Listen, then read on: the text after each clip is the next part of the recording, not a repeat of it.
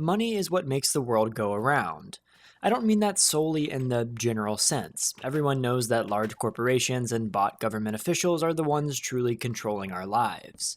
I'm talking about how the idea of money affects your everyday life, your relationships, and your experiences. If you live in a Western country and are a financially independent adult, money is on your mind 24/7. You spend most of your time thinking about how much things cost, how much you make, and how much you're saving. You worry about bills, debt, and retirement. You compare yourself to others based on their financial status. You may even feel guilty or ashamed about how much you spend or how much you make. Money probably also affects your relationships. It can cause stress and conflict between friends, family, and romantic partners. It can lead to resentment, jealousy, and betrayal. It can also make it difficult to form and maintain healthy relationships.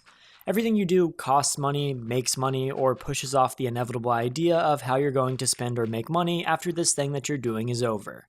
You can't escape the system, even if you wanted to, and every aspect of your life is mediated by the amount of money that you could be making or spending during any given period of time. Do you want to enjoy your vacation? Sure, just pretend that you haven't spent the entirety of your time away thinking about how much you're going to have to work to pay for this once you get back, or how much you're going to have to cut back on expenses when you get back, or about how much all the little bills on this vacation are adding up, and the list goes on. Grocery shopping is a way to buy the things you need to sustain life, but wow, prices sure are expensive. Should I buy the off-brand version or the popular brand? Do they have any sales going on? Oh look, this is on sale. Maybe I'll change my mind and eat this today instead. The point is, you can't escape the idea of money, and even if you're living in an off-grid cabin in the woods, you still have to pay for an internet connection to watch this video, so even you, Mr. Unabomber, do in fact have to think about money. And with this in mind, of course, there's a huge market for finance and money YouTubers on the internet,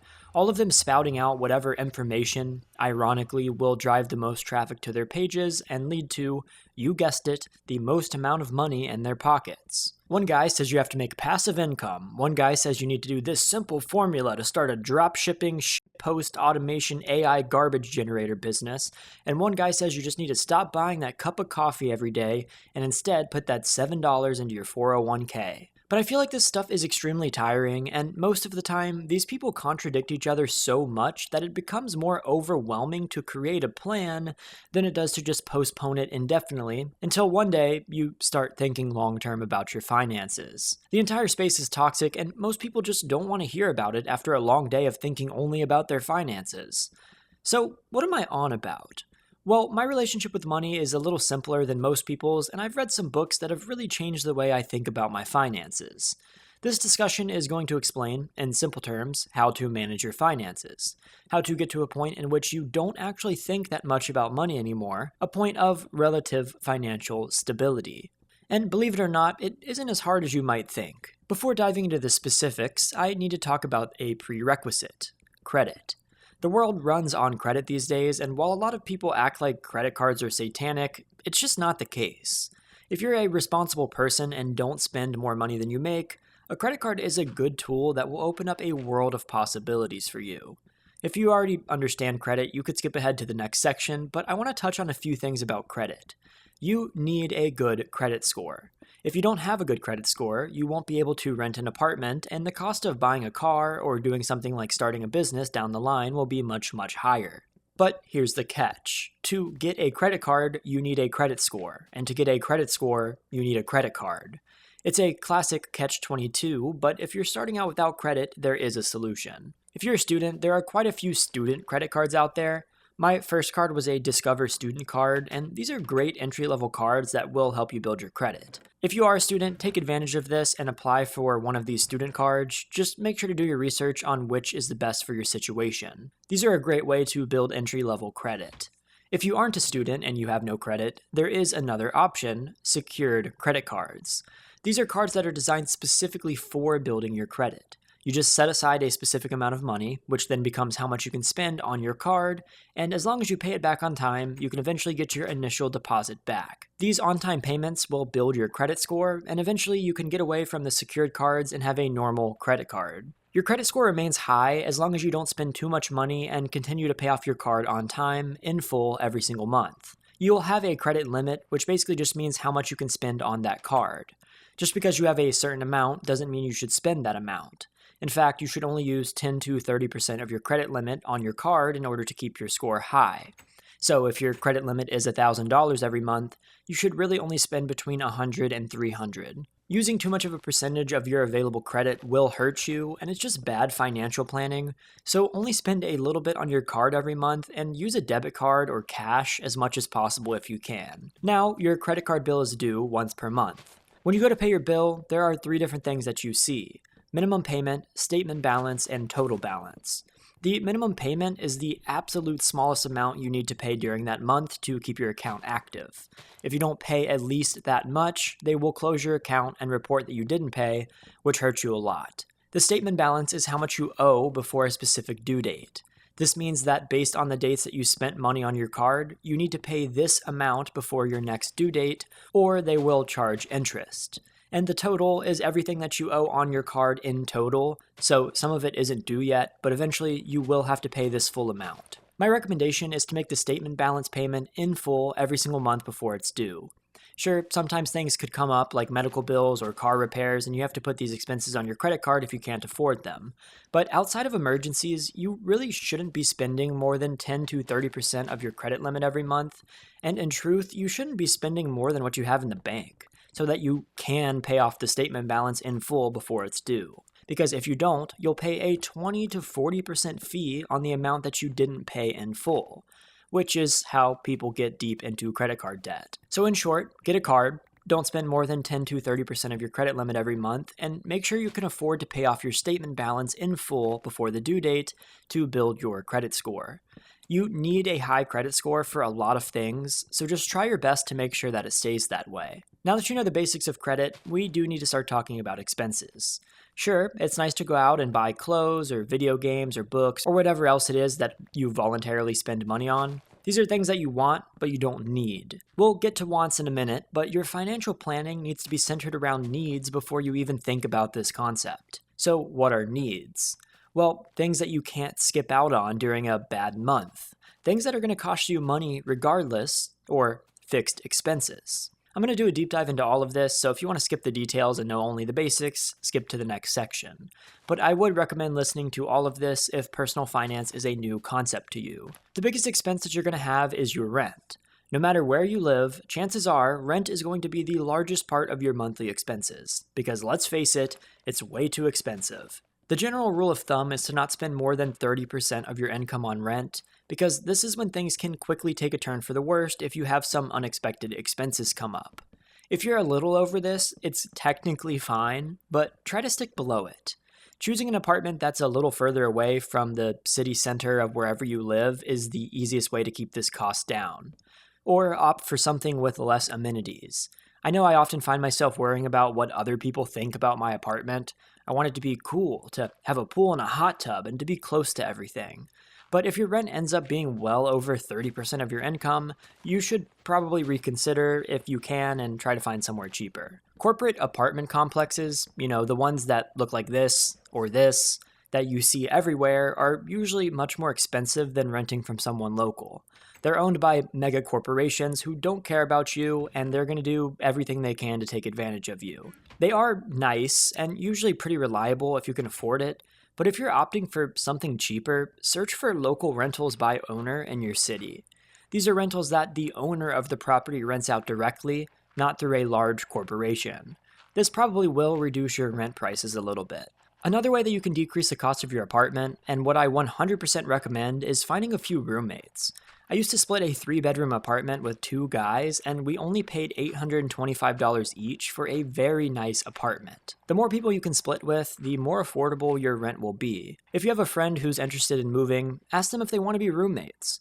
If you don't, there are plenty of places to find and vet random roommates online, like Facebook, Spareroom, and Roomies, all of which will be linked in the description. Again, you want to get this cost as low as possible to make sure you can spend money in other places more easily. And if you still live at home, appreciate it and take advantage of it. I know a lot of people are ready to move out of their parents' house, but if you can tolerate staying a bit, it's by far the best way to save up money of your own to eventually buy your independence.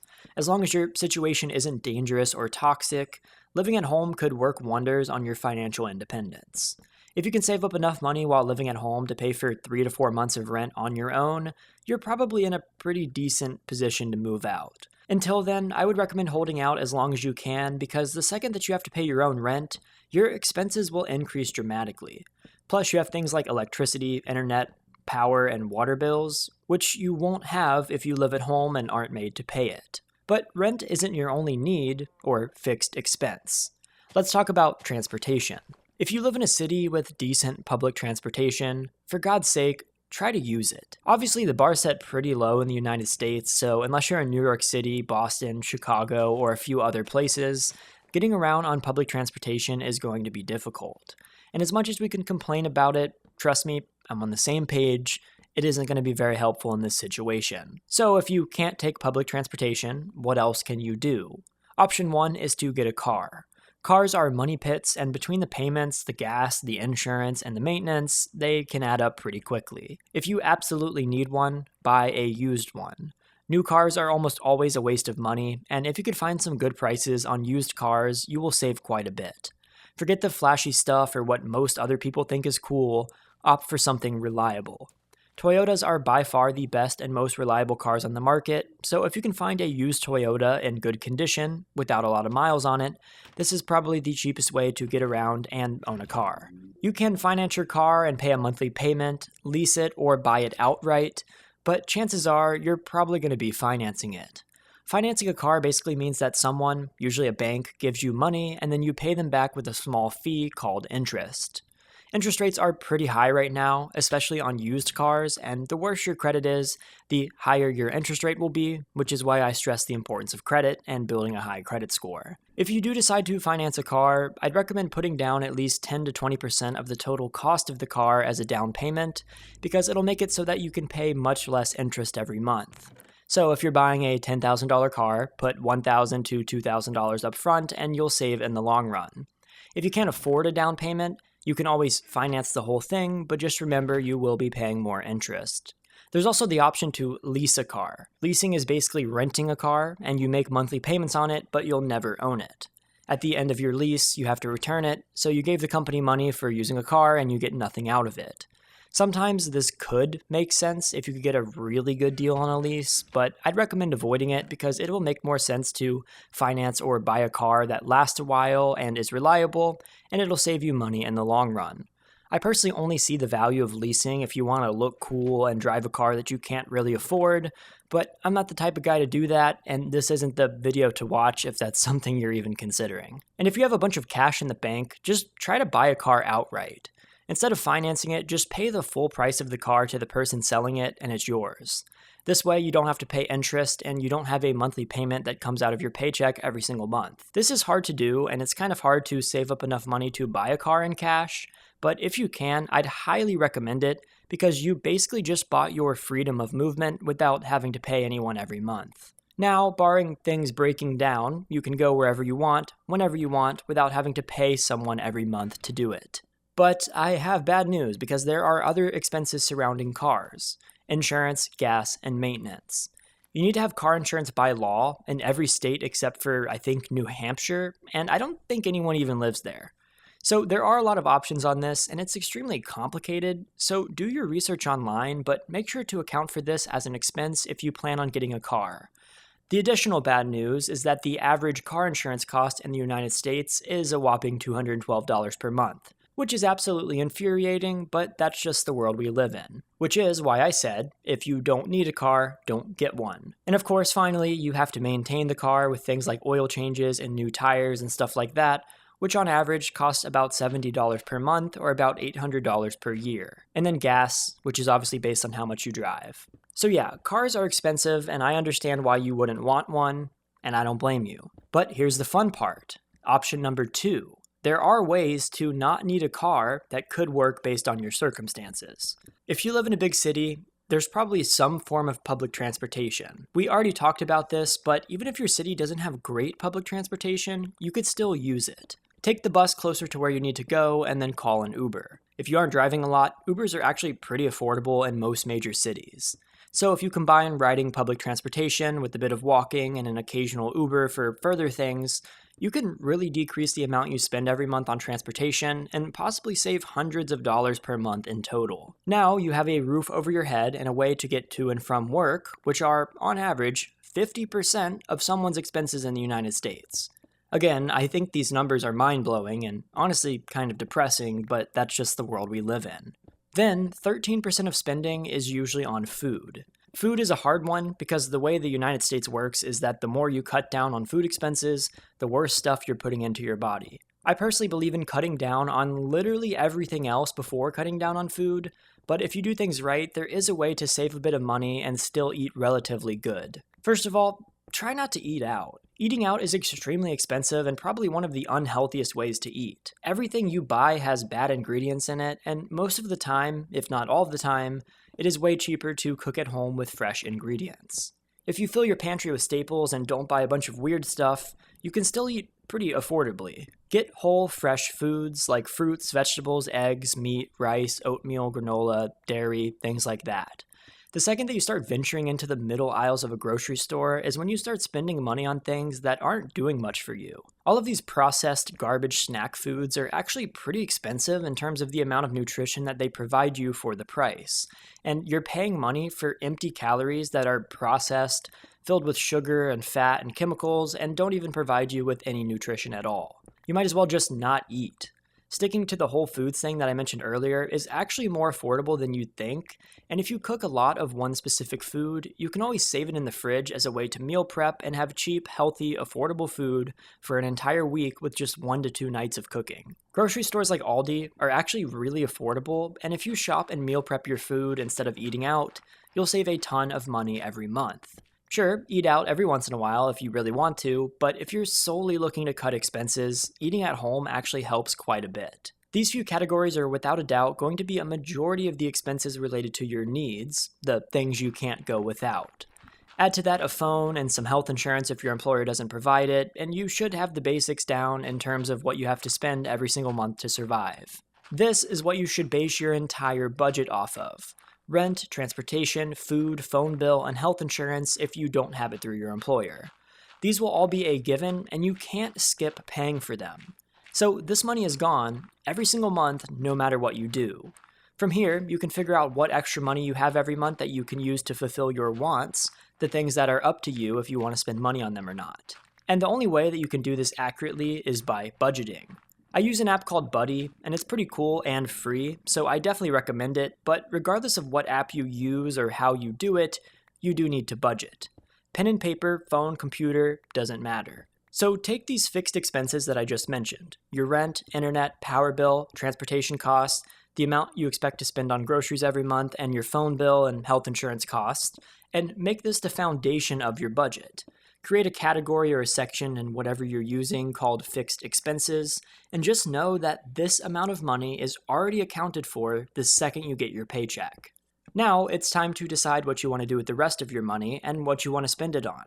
But before you just throw it all into video games and sports gambling, you need to account for one thing: savings. Most people think of savings as a simple account where you put extra money in case you need it later, and while that could be the case, I don't believe that's the best way to save money.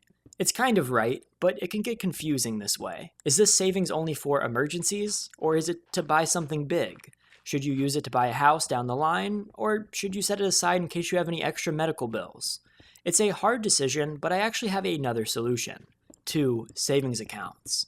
Open 2 savings accounts at your bank, one for an emergency fund and one for extra things like vacations or new stuff that you want to save up for.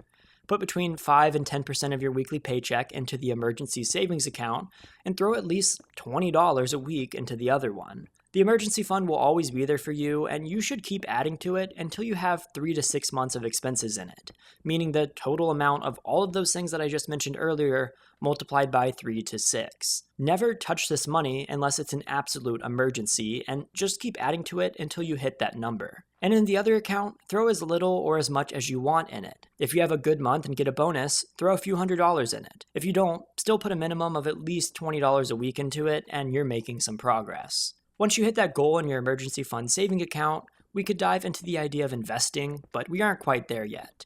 So I'll save that for another video. Don't worry about investing until you have your emergency fund under control, and throw as much or as little money as you want into the other one for fun stuff. And with fixed expenses, or needs, and savings under control, you can spend the rest of your paycheck however the heck you want. You can buy a bunch of coffee. You can buy me a coffee using the link in the description. Or you can spend it all on Pokemon cards and bathwater. It doesn't matter because everything else is already accounted for. By separating your budgeting into a fixed and variable expense category, it doesn't matter what you do with the rest because the things that do matter have already been accounted for from the start. Whether that excess money is $20 or $500, it's yours to spend, so do what you want with it. But make sure you contribute to the other things first, or else you're setting yourself up for a lot of unnecessary stress. And this explains how expenses and savings work. Or in other words, how to not spend all of your money. But there's another half of the financial equation that we haven't even mentioned yet: income. Income is what you base this entire budget on, so I think it's important for us to talk about it. But we don't quite have time in this video because I'm not trying to make this a 2-hour-long podcast. So if you want to see a video about how to make more money and grow in your career and do better for yourself financially, adding more into the beginning half of this equation of saving money, let me know in the comments. I really do think it's possible. I know a lot of people get stuck and they're like, oh, I can't improve my situation, but I do have some ideas that you could at least try on how to make more money. So if you want to see it, just let me know in the comments. I don't want this to turn into a finance channel, but the goal here is to help people who need to know things that I at one point didn't know. And if I could provide some insight that may or may not help you, I see the value in it. If you like this video, make sure to drop a like and subscribe, and consider buying me a coffee using the link in the description. I love caffeine, and it really helps me to write these videos and think accurately. But anyways, I will see you guys next time, and peace.